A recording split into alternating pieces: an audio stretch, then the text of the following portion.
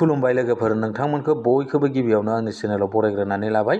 आसा खालामो नोंथांमोना आंनि भिडिअखौ जोबजासिम नायलांगोन आरो सोरबाफोर चेनेलाव गोदानै फैदोंब्ला दासिमबो जुदि आंनि चेनेलखौ साबस्क्राइब खालामाखैब्ला अननानै चेनेलखौ साबस्क्राइब खालामनानै हो, लोगोसे लाइक आरो शेयार खालामना होदो लोगोफोर। दिनै आं नोंथांमोननो PM बिश्वकर्मानि मोनसे गोदान आपडेट लानानै फैदों लोगोफोर। नोंथांमोना भिडिअखौल' जोबजासिम नायलां। बे PM बिश्वकर्मायाव बा बे भारतनि जि स्किम, PM मदिनि जि स्किम, बे PM बिश्वकर्मायाव नोंथांमोना मा बेनिफिट्स मोननो हागोन आरो नोंथांमोना बे PM बिश्वकर्माखौ एप्लाइ खालामनो थाखाय मा डकुमेन्ट्सनि गोनांथि दं, आं बेखौ नोंथांमोननो फारि फारि फोरमायलांगोन दे लोगोफोर। दा बे PM बिश्वकर्मायाव मा मुलाम्फा मोननो हागोन बेखौ आं गिबियावनो नोंथांमोननो फोरमायग्रोनानै लानोसै। आंनि बेनिफिट्सआव थुबाय आरो लोगोफोर। बेवहाय नोंथांमोना बे PM बिश्वकर्मायाव गिबियावनो जाय बिथांमोना PM बिश्वकर्माखौ एप्लाइ खालामो दै, बिथांमोनहा गिबियावनो सार्टिफिकेट आइडेन्टि कार्ड गांसे मोनगोन दै लोगोफोर। बेनिफ्राय नोंथांमोना स्किल ट्रेनिं जागोन। स्किल ट्रेनिं, बे स्किल ट्रेनिङानो जादों नोंथांमोननिया 5 आरो 7 डेजनि थाखाय 40 आवार्सनि माने नोंथांमोननिया ट्रेनिं जागोन। बेनि उनाव आरो जुदि 5 आरो 7 डेज ट्रेनिं जाखांनायनि उनाव नोंथांमोना आरो बेवहाय जुदि सोरबाफोर केन्डिडेटआ जुदि इन्टारेस्टेड माने गोसो गुदुंबा नोंथांमोना 15 डेजनि थाखाय आरो 120 आवार्स खेबसे आरो ट्रेनिं लाबावनो हागोन लोगोफोर। नाथाय नोंथांमोना ट्रेनिं लानायाव ओरैनो ट्रेनिं लागारनांगौ बे नङा। नोंथांमोना ट्रेनिं लानायावबो नोंथांमोननो हाजिरा सिस्टेम माने नोंथांमोननो होनाय जागोन आरो माने नोंथांमोननो सानसेयाव 500 खरै फैसा होनाय जागोन दे लोगोफोर। नोंथांमोननो 500 खरै सानसेयाव होनाय जागोन। नोंथांमोना जुदि 5 डेज बा 5 डेजनि नोंथांमोना 5 आरो 7 डेज, हमनानै ला नोंथांमोननिया 5 डेज ट्रेनिं जाबाय, 5 डेज बा नोंथांमोना 500 सानबा मोनगोन आरो नोंथांमोना। आरो 7 डेज जायोब्ला 7 डेजआव नोंथांमोना 500 नोंथांमोना 7 डेज मोनगोन आरो लोगोफोर। बेनि उनाव जुदि नोंथांमोना गोसो गुदुंबावबाथाय बेवहाय 15 डेजनि ट्रेनिं 120 आवार्स नोंथांमोना आरो खनसे लाबावनो हागोन आरो जाय बिथांमोना गोसो गुदुं आरोना, इन्टारेस्टेड गोनां। बेनि उनाव नोंथांमोना ट्रेनिङा जोबखांनायनि उनाव नोंथांमोना मा जागोन, बेवहाय टुलकिट हिसाबै माने नोंथांमोननो माने अनसुंथाइ माने भारत सरकारा नोंथांमोननो बा PM मदिया नोंथांमोननो अनसुंथाइ हिसाबै 15,000 नोंथांमोननो माने बान्था होनाय जागोन आरो लोगोफोर दै। बेवहाय 15,000 रां नोंथांमोननो बान्था होनाय जागोननो जेब्ला ट्रेनिङा जोबखाङो अब्ला दै लोगोफोर। आं बेखिनिखौ नोंथांमोननो फोरमायखाबाय। नोंथांमोना ट्रेनिङाव ओरैनो थांनो नाङा। ट्रेनिं खालिबो नोंथांमोना ट्रेनिङाव जयेन जानाय लोगो लोगोबो नोंथांमोना दैलि 500 नोंथांमोना 5 डेजनि ट्रेनिं लायोबा नोंथांमोना 500 खरै 5 डेज मोनगोन आरो। बेनिफ्राय जुदि गोसो गुदुं इन्टारेस्टेड सुबुंबा नोंथांमोना 15 डेज लाबावनो हागोन आरो। बेवहाय लास्टआव नोंथांमोना ट्रेनिङा जोबखांबाथाय नोंथांमोननो टुलकिट माने नोंथांमोननो अनसुंथाइ होगोन आरो ना लोगोफोर। बेवहाय 15,000 नोंथांमोना मोननो हागोन आरो लोगोफोर।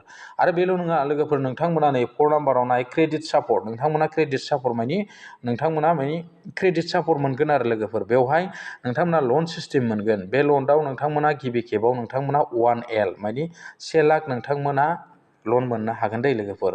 आरो बे ट्रेनिङा मा ट्रेनिं जागोन लोगोफोर, जाय बिथांमोना कारपेन्टार मावो, जाय बिथांमोना धबि माने जि सुयो, जाय बिथांमोना सिलाइ मेसिन सुयो आरोना लोगोफोर, बेयो जिखिनि नोंनि रोंगौथि बिनि सायाव ट्रेनिङा जागोन आरो लोगोफोर। दा नोंथांमोना बे ट्रेनिंखौ सेलेक्ट खालामनानै लानो हायो आरो। जाय दंफां मिस्ट्रिया दंफां मिस्ट्रि, आरो बे जि सुथेग्राया जि सुथेग्रा, जि सुग्राया जि सुग्रा, बेबायदिनो कारेन्टनि मेकार बेबायदिनि सायाव ट्रेनिङा जागोन आरो लोगोफोर दै।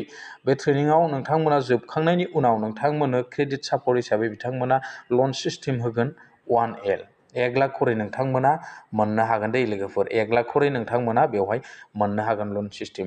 बे 1 लाखआव नोंथांमोना 18 मान्थआवनो बे 1 लाखखौ सुख'नो नांगोन दै, बे नोंथांमोननि जि लन बे लनखौ। बेनिफ्राय नोंथांमोननि जि इन्टारेस्ट माने नोंथांमोननो माने 5% माने होनाय जागोन आरो ना लोगोफोर। बेवहाय नोंथांमोननि माबाया जेब्ला लनखौ लायो उनाव ना लोगोफोर, इन्टारेस्टखौ। बेनि उनाव नोंथांमोना 1 लाखखौ सुख'खांनायनि उनाव 18 मान्थआव सुख'खांनायनि उनाव नोंथांमोना आरो 2 लाख नोंथांमोना आरो लाबावनो हागोन दै। 2 लाख नोंथांमोना आरो लाबावनो हागोन। बेखौ नोंथांमोना 30 मान्थसनि गेजेराव सुख'थारनांगौ आरो लोगोफोर ना। बेबायदिनो नोंथांमोना जुदि नोंथांनि जे रोंगौथिया कमप्लिट जाखांनायनि उनाव बे लनखौ लानानै नोंथांमोना बेवहाय नोंथांनि जि दर्जियानो हो बा नोंथांनि जि कारपेन्टारानो हो बा नोंथांनि जि इलेक्ट्रिक मेकानिकेलानो हो, नों जेरावखि नों जि ट्रेनिंखौ लादों बे ट्रेनिङाव नोंथाङा बे फैसाखौ बाहायनानै माने खामानि मावनो हागोन आरो लोगोफोर। बेनि थाखायनो बे भारत सरकारा बे PM बिश्वकर्मा बे आसनिखौ लानानै फैदों आरो लोगोफोर। बे स्किमा जाबाय भारतनिसो स्किम लोगोफोर, बियो स्टेटनि स्किम नङा। बेखौ आं नोंथांमोननो फोरमायहरखाबाय लोगोफोर। दा बे PM बिश्वकर्मानि सायाव नोंथांमोना एसेबाबो मिथिबाय। दानिया बे PM बिश्वकर्मानिफ्राय नोंथांमोना मा बेनिफिट्स मोनो बेखौबो मिथिबाय। दा बे PM बिश्वकर्मायाव नोंथांमोना एप्लाइ खालामनो थाखाय मा डकुमेन्ट्सनि गोनांथि दं बेखौ आं नोंथांमोननो फोरमायहरनोसै लोगोफोर। आं नैबे डकुमेन्ट्सआव थुबाय लोगोफोर।